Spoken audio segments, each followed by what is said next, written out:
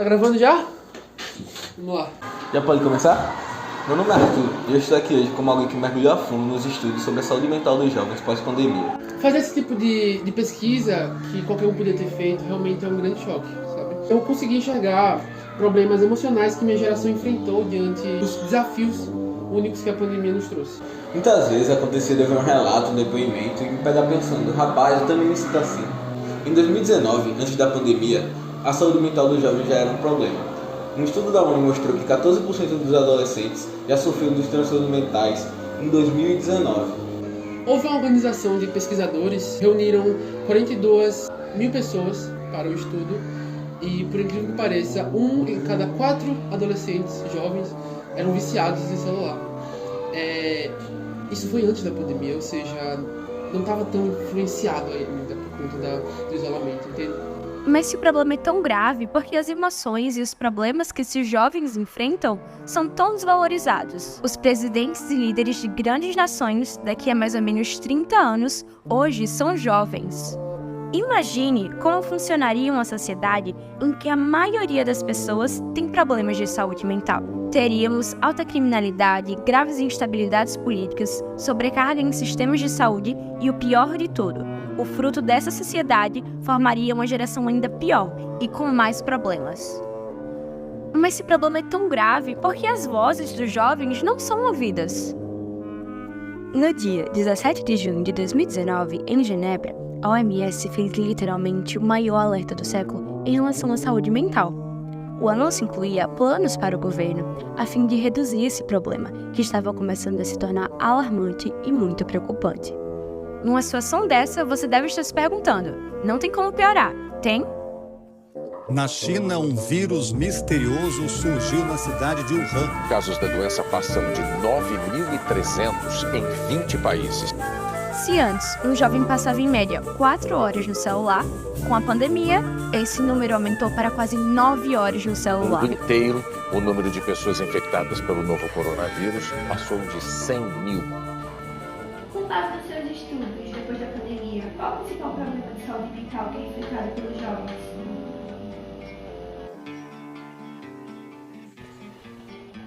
Não sei, são muitos.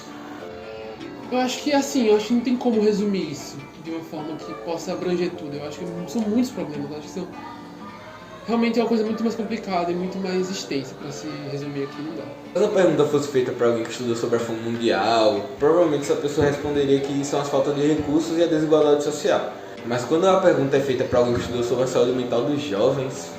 Não dá pra responder. E justamente isso prova o quão preocupante está. Alerta para os pais. O Instagram está piorando a saúde mental de jovens em todo Dezenas de estados americanos foram à justiça a acusação de prejudicar a saúde mental de crianças e jovens. Essa era a realidade de pessoas de 13 anos. Em primeiro lugar, a gente começou a procurar uns dados e, infelizmente, a realidade que a gente encontrou era assustadora. Era um fato que os adolescentes estavam ficando doentes. As preocupações, medo, os problemas. Como consequência, o Brasil registrou um aumento expressivo de diagnósticos de doenças mentais. 4 em cada 10 pessoas dizem que sentiram sintomas de ansiedade ou de depressão no último ano. O tal estava vendo um dado, por exemplo, de que saúde mental, segundo uma pesquisa que saiu recentemente, preocupa mais que câncer. Já disse, a pandemia trouxe impactos para a saúde mental em vários aspectos. Aquele medo que a gente tem, ainda do contágio, o luto, as perdas financeiras, o isolamento social.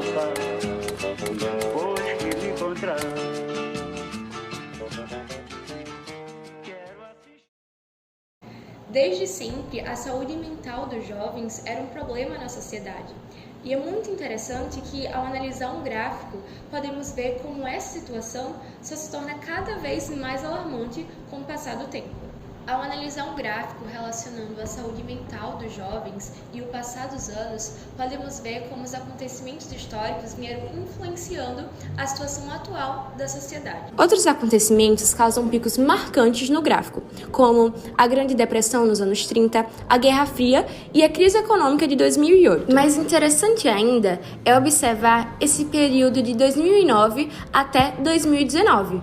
podemos notar que mesmo sem guerras ou crises, os casos continuaram aparecendo, por conta do aumento da urbanização, desafios socioeconômicos, pressões acadêmicas e avanços tecnológicos. Mas de todas as situações alarmantes, nada chegou a um estado tão grave quanto o da pandemia. Jovens, em seu período de formação como pessoa, estavam em isolamento social, passando o dia todo no celular, e era óbvio que a conta um dia ia chegar. Em 2019, foi estimado que mais de 117 milhões de jovens tinham problemas com a saúde mental. Mas depois da pandemia, mesmo que não haja um número comprovado, especialistas acreditam que esse número tenha crescido de 30% a 50%.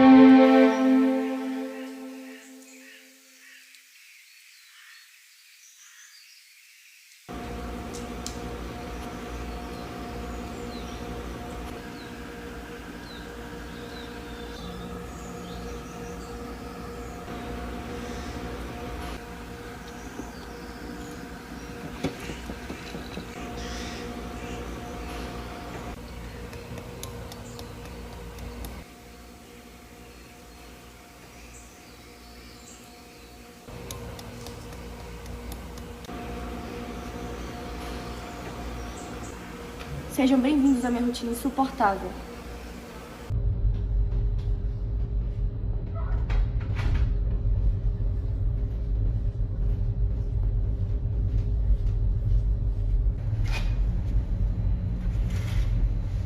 Eu sempre chego meia hora mais cedo que os outros para não ter que interagir com ninguém.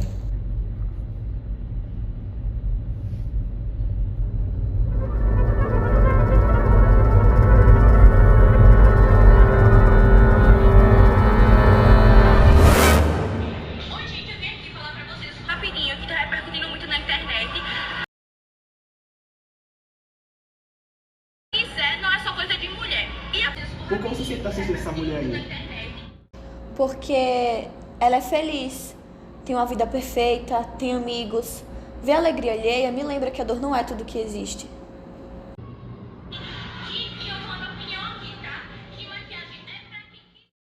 Imagine uma cidade fictícia, em que muitos jovens estavam sofrendo de depressão e ansiedade. Como resultado, esses jovens começaram a faltar aulas e a se isolar socialmente. Isso levou a uma grande queda no desempenho acadêmico e muitos jovens acabaram abandonando a escola. Como resultado, esses jovens tiveram dificuldade em encontrar empregos e muitos acabaram se envolvendo em atividades ilegais só para sobreviver. Isso levou a um aumento na criminalidade da cidade e muitos moradores começaram a se sentir inseguros. Embora esse cenário seja hipotético, algo parecido está acontecendo em Detroit, lá nos Estados Unidos. Mais de 16% dos jovens relatam ter um caso grave de depressão, e a criminalidade na cidade só aumenta. São Paulo é outra cidade que apresenta altos casos de depressão e ansiedade, sendo algo importante para se prestar atenção, já que a saúde mental dos jovens pode ter um impacto significativo na sociedade. É como se a pressão viesse de todos os lados, a escola querendo notas altas e as pessoas mostrando suas vidas perfeitas nas redes sociais. Antes da pandemia, tinha uma rede de apoio. Minha família, meus amigos, a escola, enfim, coisas que me faziam feliz. E depois da pandemia, tudo isso parece tão, sei lá, distante. Eu costumava me sentir conectado com as pessoas, mesmo que fosse online, mas agora não há videochamada nenhuma que me faça me sentir menos sozinho. E em meio a tanta pressão, a gente tenta acompanhar, mas se sente cada vez mais perdidos. Você tem alguma coisa que queira falar sobre a sua saúde mental? Eu preferia não falar nada. Eu não tenho problema nenhum. Pergunta a um jovem se ele tem problema de saúde mental e, de primeira, muito provavelmente ele vai negar. Eu já falei, pô, não sou igual a esses malucos não, eu sou quase um atleta. Não tenho problema de ansiedade, nem de sono, nem nada disso.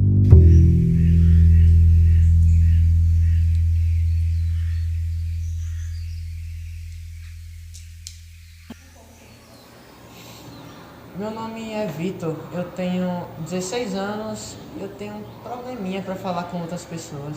Eu sempre fui muito chegado à tecnologia. Antes da pandemia, eu até conseguia falar com as pessoas, nunca foi um problema para mim. Antes eu chegava até ficar umas 7 horas com o tela na cara. Hoje, só Deus sabe. Por isso que acabou com a minha habilidade de falar com outras pessoas. E eu fico na dúvida entre os dois mundos. É tudo tão confuso. Eu sou uma pessoa que ninguém liga. Desanimado pra tudo. Já na internet é outra história. É tudo ao contrário. Você já tentou fazer novas amizades fora do mundo virtual? Eu parei de tentar, sabe? É como se eu estivesse perdendo interesse pelo mundo real. Sabe quando você vai ler um livro e se toca que em vez de estar lendo, tá passando só os olhos nas palavras? É assim que eu me sinto. Eu sinto que eu não tô mais vivendo. No final de semana eu acordo tarde pra caramba, só faço almoçar, tomar banho. E vou pro computador. Quando eu vou olhar o relógio, já são 3 da manhã. E lá se fez mais um dia da minha vida. Tipo, muito ruim a sensação do tempo tá passando, tá ligado? A vida passa e a gente troca isso por uma felicidade enganosa e temporária.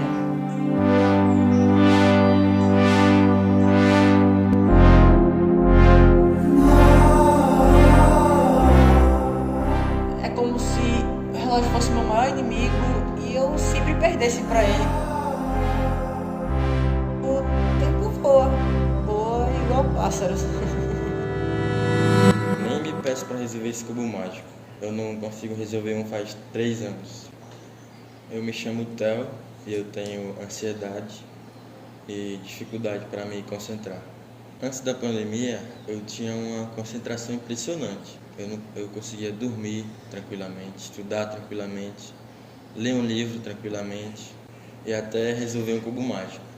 Com o isolamento social, eu não saía de casa para nada e acabava ficando o dia todo no celular e com fone de ouvido. Quando o colégio voltou presencialmente, eu comecei a sentir os efeitos colaterais. Se concentrar para assistir uma aula ou ler um livro é uma tarefa bem difícil. Antes eu conseguia facilmente e os 5 primeiros minutos eram os mais fáceis. Mas aí, algo que eu gostava acabou se tornando algo torturante. E o pior de tudo é que com essa ansiedade eu desenvolvi o transtorno de processamento sensorial.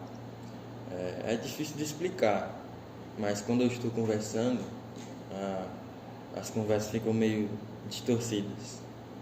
Isso acontece com tudo.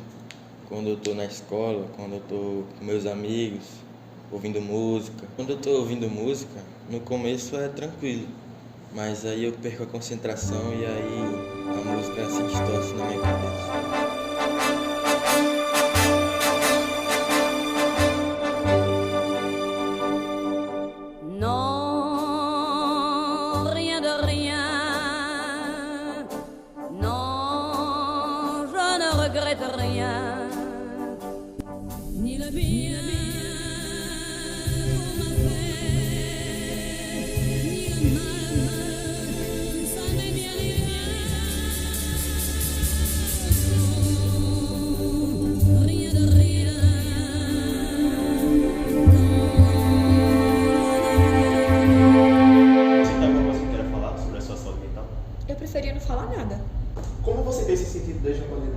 Quais foram os desafios que você enfrentou? É sério que é essa pergunta? Como eu me sinto? Foi uma pandemia, não uma festa, eu me senti igual a todos os outros. Entendo que isso tem sido muito difícil para você. Poderia nos contar um pouco sobre suas próprias experiências e como ter lidado com tudo isso? É sério isso? Vocês acham que podem entender? Vocês estavam lá? Vocês viram o que estava acontecendo? Duvido! Não estamos aqui para julgar ou minimizar suas experiências. Queremos apenas ouvir a sua perspectiva e entender como a pandemia afetou você. Tá, claro. Vocês querem o quê? Eu resumo bonitinho pra botar no drama de vocês? Vocês realmente sabem o que aconteceu na minha vida? Não é isso. Estamos aqui para ouvir a verdade. Compartilhar essas experiências pode ajudar outras pessoas e até mesmo você. Você não entende! Ninguém entende! Você acha que fazer parte desse documentário vai mudar alguma coisa? Isso é ridículo!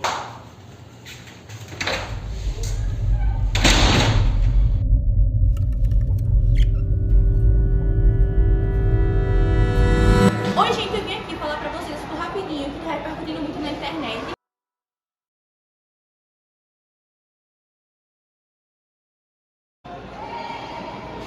Eu também tenho problemas de saúde mental.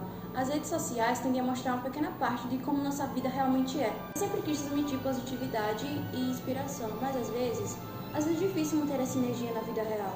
A pandemia mudou muita coisa. Eu me vi presa em casa, longe das pessoas que amo, e as pressões de eu ter uma vida perfeita só aumentaram.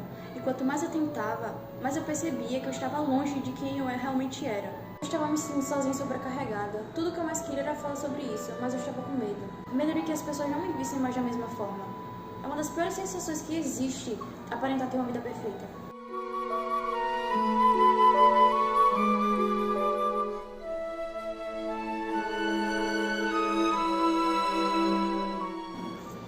É como se eu estivesse preso dentro de uma caixa de papelão, sem ar, sem conseguir me movimentar direito. Eu me chamo Felipe e eu desenvolvi ansiedade social. Durante a pandemia eu sempre fui muito certinho, sabe? Passar álcool, manter distanciamento, não ver meus amigos durante a pandemia por conta de tudo que eu via devido ao fato da minha família ser próxima a isso. Mas quando voltou ao normal, né, voltar a ir pro colégio, essas paradas, só eu sei do sufoco que eu passei. As aulas presenciais já tinham voltado completamente e o uso da máscara já estava até sendo opcional. Mas, mesmo com tudo seguro, os colégios obedecendo todos os requisitos, eu ainda não me sentia bem. Eu ainda sentia uma certa neura, uma certa ansiedade e um receio a respeito da pandemia.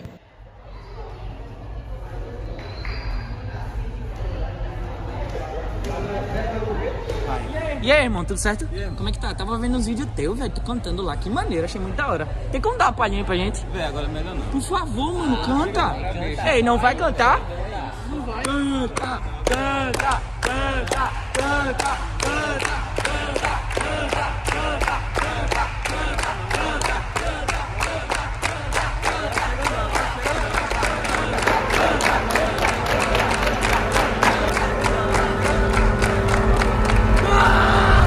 Eu saí de lá triste, envergonhado, depois já que eu tomei um banho e meio que demorei uma semana pra ir ao colégio de novo.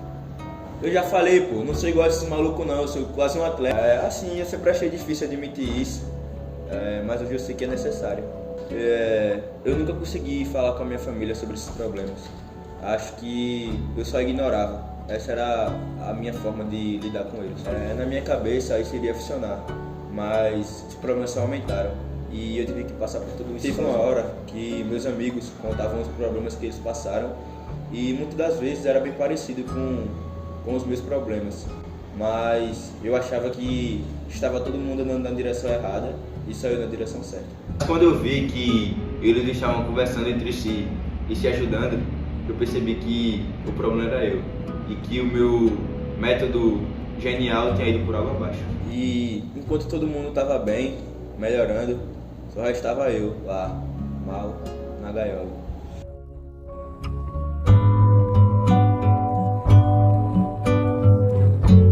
Antigamente, muitos jovens que sofriam de problemas mentais iam para hospícios, onde eles ficavam isolados e muitas vezes recebiam tratamentos cruéis e ineficazes. Há mais ou menos uns 50 anos atrás, pessoas que tinham ansiedade, depressão, eram tratadas com cirurgias aqui nessa parte do lobo frontal do cérebro. Muitas vezes, os pacientes ficavam em mesmos ambientes que pessoas consideradas malucas, perigosas, sofrendo violências físicas e psicológicas também. Além de que antigamente não existia um estudo aprofundado sobre esses problemas de transtorno. E todas as soluções que existiam naquela época poderiam levar o paciente a óbito. São por esses motivos que hoje, na sociedade, as pessoas tendem a não admitir que tem esses transtornos, porque antigamente elas seriam consideradas malucas, seriam um desvio da sociedade. Na natureza, quando uma tartaruga ela vira de casco para baixo, vem outra tartaruga e desvira ela para que ela não se desidrate ou seja predada por outro animal. Com o objetivo de reduzir esses problemas, nos últimos anos a Unicef tem realizado várias campanhas, que envolvem solidariedade, apoio social e comunicação, e vários especialistas acreditam que essa é a melhor cura possível. De forma bem prática, o ato de conversar com outras pessoas que estão passando pelo mesmo que você reduz o sentimento de isolamento e solidão drasticamente, além de aliviar as preocupações, o medo e aumentar a autoestima e a confiança. Apesar de ter muitos casos de jovens que melhoram a sua condição apenas desabafando, muitos jovens encontram seu equilíbrio e propósito em músicas, pinturas ou até escritas. A arte parece ser fundamental nessa situação. A pressão que os jovens sentem é real e impactante, mas é essencial lembrar que eles não precisam enfrentar isso sozinhos. As conexões digitais, elas têm o seu lugar, mas um abraço, um riso, uma conversa real, ela é necessária e é insubstituível. Cada passo dado em direção a uma conversa honesta é um passo dado em direção à cura. Ouvir um ao outro é um ato que pode transcender as barreiras da solidão.